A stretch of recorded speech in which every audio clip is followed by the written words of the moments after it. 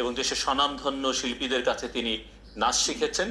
বাংলাদেশ জাতীয়তাবাদী দল বিএনপির কেন্দ্রীয় কমিটির সহ আন্তর্জাতিক বিষয়ক সম্পাদক ব্যারিস্টার রুমিন ফারহানা। ঈদ মোবারক। কেমন আছেন? ভালো, আপনি ভালো? আছি। নাচ আমার প্রাণের সাথে মিশে আছে। তুমি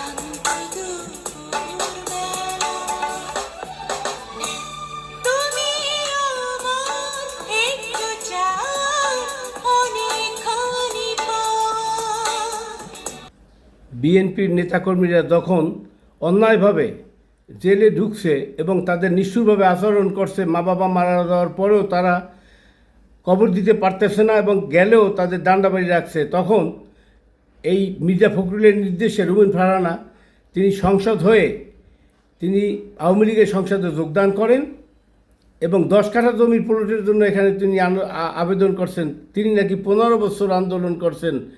হাস্যকর বিষয়।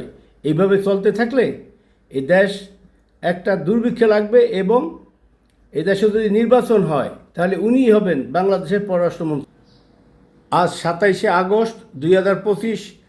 আমি দেশবাসীর উদ্দেশ্যে একটা কথাই বলবো, যদি দেশে নির্বাচন হয় তাহলে গৃহযুদ্ধ হবে।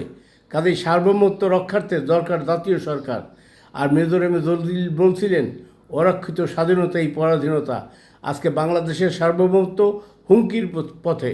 কাজেই দল মত নির্বিশেষে সবাই ঐক্যবদ্ধভাবে আমরা যদি একটা জাতীয় সরকার গঠন করি তাহলে একটা সুন্দর বাংলাদেশ গড়তে পারবো।